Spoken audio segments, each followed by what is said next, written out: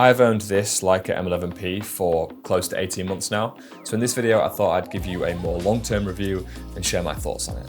Now, an obvious one to kick things off is that I still have it 18 months later, so obviously I like it and I use it. It would be a very expensive dust collector if I didn't use it. But even though this is maybe one of my favorite things I've ever bought, it does have some quirks and it isn't perfect. Not like anything is perfect, but there's some things worth mentioning, so let's talk about it. I also asked you guys on Instagram if you had any questions about this camera, so I'll run through some of your queries later on as well. Maybe the first thing to address is the biggest issue that this had, and that is that it would freeze and lock up randomly. I am pleased to let you know that that has stopped happening, and this hasn't locked up on me in 6 months. Now, there's a couple of reasons for that, I think. Leica have been doing a lot of firmware updates. I think since I've had this, there's been 4 firmware updates. So I've been updating it every single time, and actually about 2 days ago, another one came out and I'm yet to do it, but I don't think I really need to do it. But another thing that I did was buy a very fast SD card. I bought this, which I read somewhere that would help on the Leica M11 and it wouldn't freeze. But I also bought that and started using that around the same time that I updated the camera. So whether it's the SD card or the firmware updates, this hasn't frozen in 6 to 7 months, so problem solved. Something that hasn't been updated and I don't think can be updated, I think this is just how it is, but the camera is actually quite slow to wake up. So we're talking a matter of seconds here, but you turn it on, 3 or 4 seconds later, the camera is ready to take the first photograph.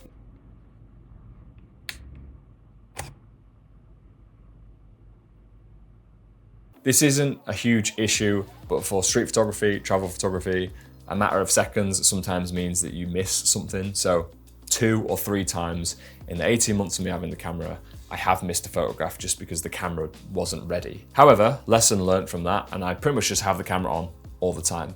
And I carry around 2 extra batteries as well. That is a little bit overkill. Sometimes I only need to go into the second battery after a full day of shooting. Having extra batteries with me is my comfort blanket in knowing that I can just leave the camera on all the time and it is always ready. Another huge talking point with the M11 is the Magenta color cast. When you look at the raw files, they just look a little bit too purple, but quite simply, the remedy for that is to just move the slider over towards the green a little bit. The color cast is a little bit purple or magenta, but I don't know why this is such a huge talking point, because if we're all editing our raw files anyway, I'm assuming you're all gonna adjust your white balance and, you know, make those tweaks. So yes, the raw files do look a little bit purple, but it is really easy to fix. So yeah, there's that. Now, when shooting with the camera, I actually use black and white high contrast picture profile, which essentially just means that when I'm using the screen, if I'm composing anything, everything's in black and white, and also the JPEG previews are in black and white as well. I find that seeing and composing and just simplifying the process like that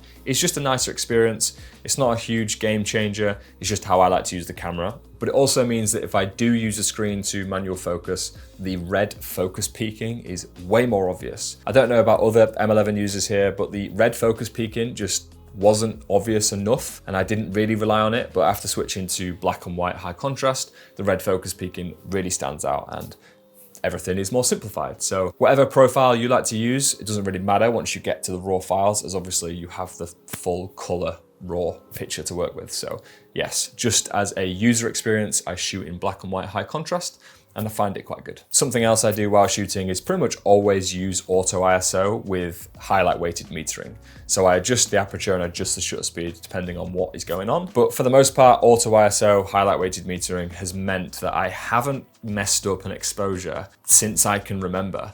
The raw files are so good that even if you are 1, 2, 3 stops underexposed, you can really bring that file back to life with no problem whatsoever.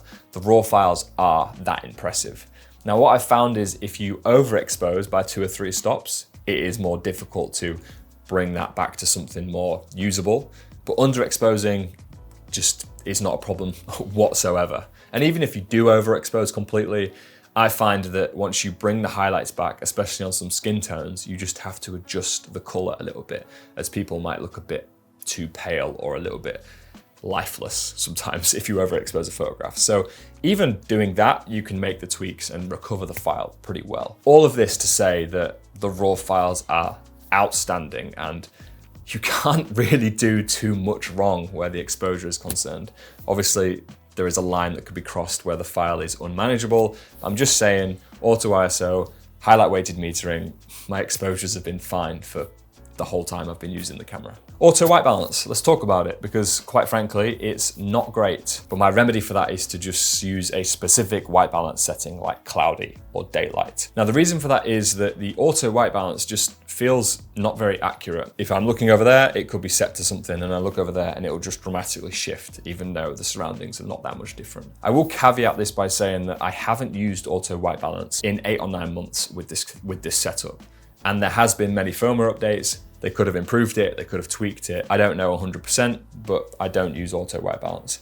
And also for an ease of use, workflow, convenient perspective, if you do select your white balance to 6,000, for example, and you're shooting 100 photographs of the same scene or the same environment and the same conditions, when you do open those photographs up in Lightroom or wherever you edit, all of those raw files are now consistent. So I find that actually very helpful. And if I'm making edits, at least I know that I'm editing the same white balance across all the photographs. Maybe the auto white balance is improved on the M11, but I have no reason to use that over selecting a specific white balance either. So whatever floats your boat, I just think it's worth noting that last time I used auto white balance, it wasn't that good. Normally when I make these videos, I have some bullet points on my phone below me just to reference for talking points, but I just want to riff for a second because I just had an idea. Me talking about the auto white balance and the picture profile that I use, all of that just doesn't matter if you end up with a raw file, because we all end up with the same raw file essentially. Maybe auto white balance, the picture profile, all that does matter if you're going to use the JPEGs. And in the 18 months that I've used the M11, I haven't used the JPEGs once because the caliber and the capability of the raw files is so good that I do want to just use the raw files all the time. If you're thinking about getting the M11 just to use the JPEGs, I don't know why you would probably, I'm thinking get a Fujifilm because those JPEGs are wonderful. Auto white balance, specific white balance, picture profile, no picture profile, like it doesn't matter. The raw files are where we're gonna start editing our photos, right? So yeah, that's what matters the most. Okay, so above any topic or talking point about this camera, the thing that trumps all of it is the user experience. This thing is truly such a joy to use. Pickup ability is arguably the most important thing to keep in mind with camera gear like this. Does it actually inspire you? Do you want to pick it up? Does it actually make you want to go outside and take photographs? I think that matters. This doesn't matter for some people that don't care about camera gear.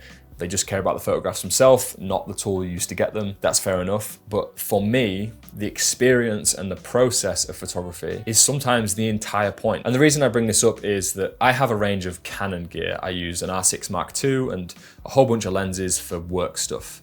That gear gets the job done. It gets me paid, it's effective, but it's not exciting. Even just pressing the shutter button on this feels like it has some conviction. It feels like I'm involved. The manual tactile experience is the whole point of the M system, right? I just wanted to bring up the fact that I want to use this because it's a joy to use. I don't pick up my camera gear, my Canon camera gear, excited to use it. I pick it up because I have to use it. So there's a big appeal to cameras like this. And the same could be said for the X100 series. I used the X100V for many years. I still have it just because it's such a fun camera. That doesn't get talked about enough. It being a joy to use, the user experience matters a lot. And quite frankly, I don't think anyone does user experience quite like Leica do. And the M11P is the epitome of that. It is the most fun camera I've ever used and still is 18 months later, well after the honeymoon phase is over.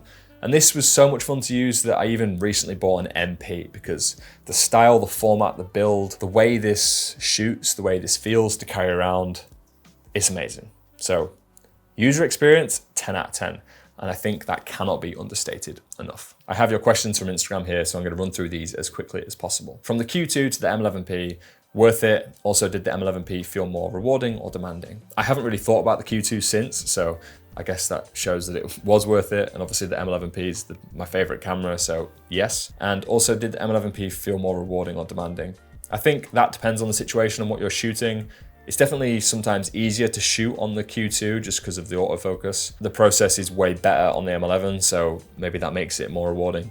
I don't know, I think it depends on the situation. If you could change anything about the M11P, what would you change? And when I saw this question come up on Instagram, I didn't know how to answer it because there isn't anything I would change about the M11P that would then just not make it the M11P. So, oh, maybe an EVF would be good, but then it's just a different camera, or maybe a flip screen would be good, but then, well, actually, I never really thought about that. I'm trying to think of things you would modify to it that would change it, but then it wouldn't become the M11P, would it? It would just be a different camera. I guess that shows how good it is. I can't really think of anything.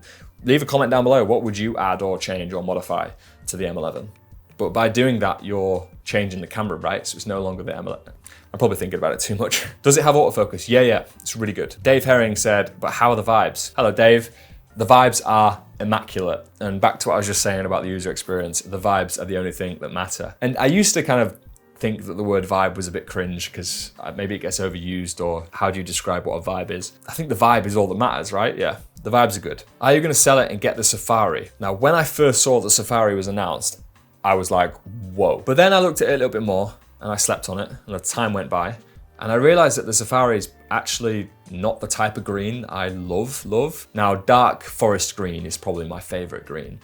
I think it looks sick on most things, but the Safari green is like a little bit more olive, so I just don't think it's as nice as it could have been. I'm not gonna change. I love the M11P. I think the black setup, the white script on top, I think it's sick. I don't think it could get much better than that. Is it worth the price compared to a £1,000 camera? Yes. Why do you have the Summilux and shoot at f5+? Because most of the time I'm shooting street or travel stuff. So obviously you want lots of multiple elements and layers in focus, and you know, that's the reason for stopping down to f8, for example. It's just the most effective for street stuff. But I think also there's a bias here between the photographs you see me share and the photographs I take compared to the ones I take behind closed doors in a way. I shoot all the time at 1.4, f2, f2.8 for personal things, just photographs of everyday things. But if I'm trying to take good street photographs, then yeah, f5.6 all the way to f11 is the go-to. Biggest annoyances. So it freezing was a big problem, but they fixed that. Maybe the magenta shift to the white balance is a little bit weird. It not waking up quickly, like it's a bit slow to wake up. Maybe that's a little bit annoying. Does it spark any joy? It's the most fun camera I've ever used. 18 months later, I still think the same thing. That much so that I bought the M11P just because it's almost the exact same experience except film. So that adds another layer of fun. And it's expensive, but it adds another layer and another aspect to it that just means I'm enjoying photography more and more. If it were to not work, may God forbid that, would you buy it again? And if so, why? Yes, and the reason for that is because since I've had the M11P, I've not wanted any other camera except for the MP, which is essentially the same thing, right? But film. I don't look at any other camera system and think, oh, I wish I was using that. And I did think that about every camera system up until buying the M11. When I was using old Canon gear for street photography, I wanted the X100V. And then when I got the X100, I wanted a Q. And then when I got the Q, I wanted the M11. And it feels like a never-ending, it's just what GAS is called on YouTube, right? Gear acquisition syndrome, which people accuse me of having. But since I've had the M11P, I don't think there's much out there that's better. If it were to break, I would definitely buy it again. Prince Chris Photo. Hi Chris. Does coffee taste better with shooting with an M? Of course it does. Your thoughts on the rumors about the M11V? So an M11 with an EVF. Could be cool, but I don't think I would prefer that. Seeing the world naturally and not looking at a tiny screen is something that I will always favor. Look at screens all the time. I don't want to be looking at another screen that close to my face, I think. And that's one of the best reasons about getting the M11 over the Q2, is that the Q2, you're just looking through another screen, and it's great, it works fine. I'm sure the M11V, if they did release something like that, it would be great. But I think the experience of looking at the world naturally and having some frame lines, I think that's the best for me. So M11V sounds good, but I probably wouldn't buy it. Would you make an upgrade to the M12? I have thought about this, thinking about what iterations of the M body could come next, and I actually don't know what they could do. Obviously, if an M12 came out and it was appealing and it was like the M11 but better, then I'm not gonna stand here and say, no, I wouldn't get it, but I don't know what they could do that would make it outstanding, because the M11P really is such a cool piece of kit. Between the MP and the M11P, how do you decide which camera to pick up for the day? I think it just depends how I'm feeling. I've not really been overthinking it too much, but since I bought the MP, I've been using it so much that actually I'm craving to go out with the M11P a little bit more. It just depends what's going on. If the sun's out and I've got some Portra 400, then I might go and shoot film. But I imagine through winter, I'm more inclined to use the M11 a little bit more. Do you ever miss autofocus? I have a Q2, and for me, the AF is a must. Quite simply, no, because when I do need autofocus, it's for work. It's to get a brief done, to get a job done. So I just use a Canon system for that. And you know ahead of time that I'm gonna need autofocus, right? I do use the Leica for some work stuff, but I don't rely on it. For street photography, travel photography, documentary photography, since moving from the Q to the M11, I haven't needed or felt the need for autofocus. Quite frankly, you don't have the choice, so you just adapt and get on with it. And I love the manual experience of the M system. I think that's what makes it a more involved, engaged experience. So I don't really miss the autofocus now. Is it worth the money against cameras of a similar spec? Now, I think what's interesting about this is that I don't think you buy a camera like this comparing the specs to other cameras. I think there's a threshold of money that you can spend where that matters and gear will tick all the boxes you need it to tick. But you're not buying the M11 because you're comparing it to anything else. It's kind of like going to buy a supercar and comparing a 911 to a Lamborghini. They've both got different specs for different things, and then they're appealing to different people. So the M11's not really a comparable camera to anything. It's a rangefinder, so maybe you can compare it to other rangefinders, but they all kind of sit in their own category, especially when you're spending money like that. Leica gear is so expensive that it isn't in competition with other gear. That's just my thoughts. That was a bit of a waffle, but yeah. Dean said, could you ever fully switch to Leica for all professional work, or are they just fun cameras? Hello, Dean. I don't think I could. I think I still would need a workhorse. I would need a really quick, efficient, effective Canon R6 setup, Canon R5, Sony A1, whatever you want to use to get the work done. But I have used a Leica M11 for work stuff, just more slower paced, easygoing stuff. I'm sure you know exactly what I mean. I haven't used the SL system before, so I can't really comment on how good or effective that is. But yeah, the Leica stuff is definitely just fun, personal, for the enjoyment of photography's sake. Would you still buy it, or do you have camera envy for another model or brand? So no, I kind of answered that earlier with the would I buy the camera again. I don't think about any other camera or model now. I've had this for 18 months and it's so much fun, and I don't think another camera would be better or worse in any way. So completely satisfied with the M11. Could you take the same quality of photo with another cheaper camera? Yeah, no doubt. I think that will do. Hopefully I've addressed some thoughts, some common questions and some ideas about the camera. Quite frankly, it's the best camera I've ever bought and is still my favorite camera. I know I sound like a Leica fanboy, but maybe I just am. And I'm happy to own that. So I'll see you guys very soon. Thanks for the questions. Thanks for tuning in. Thanks for the support. I really do appreciate it. I'll see you guys soon. Peace.